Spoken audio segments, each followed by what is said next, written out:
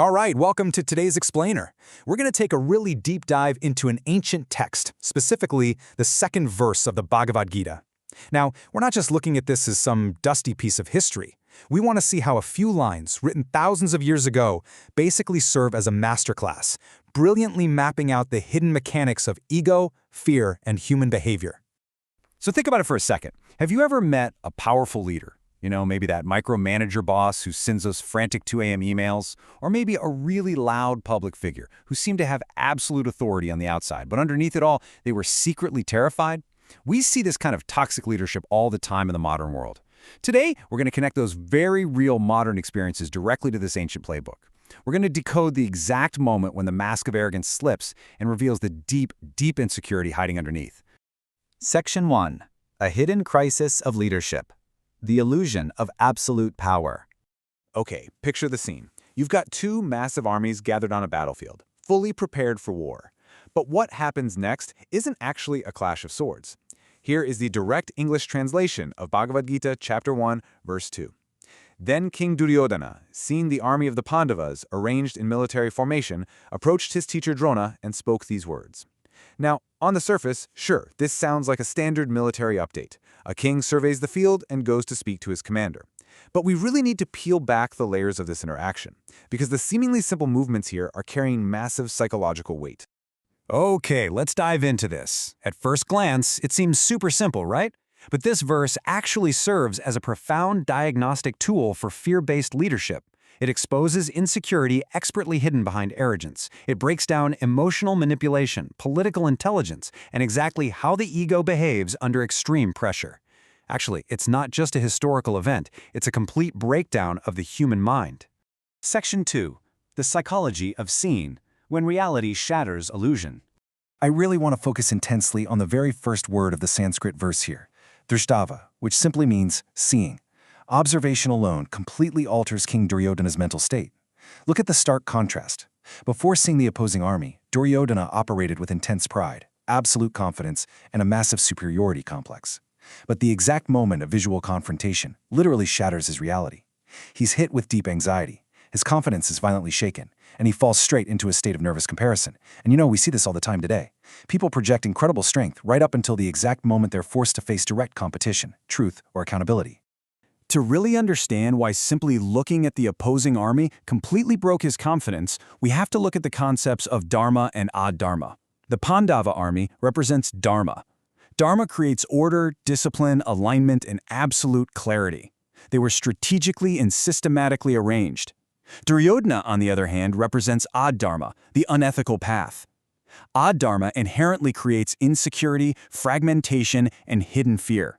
So when the unethical king sees the systematic, disciplined arrangement of truth, it immediately triggers his own internal fragmentation. Section 3.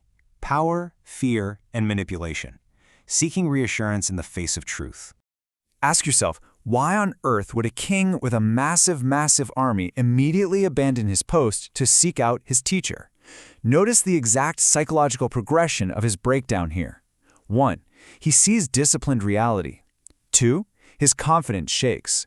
3. He desperately seeks reassurance from his teacher, Drona. And 4. He begins a campaign of emotional manipulation. Now, what's really interesting about this progression is how it exposes a universal truth. Unethical power is inherently unstable. Even the most powerful people fear loss, truth, and exposure. And this gives us an absolutely perfect profile of the insecure leader. Unlike a confident leader who acts calmly and trusts their preparation, the insecure leader desperately seeks validation. They manipulate emotionally, compare constantly, and deeply fear opposition, all while projecting this outward arrogance.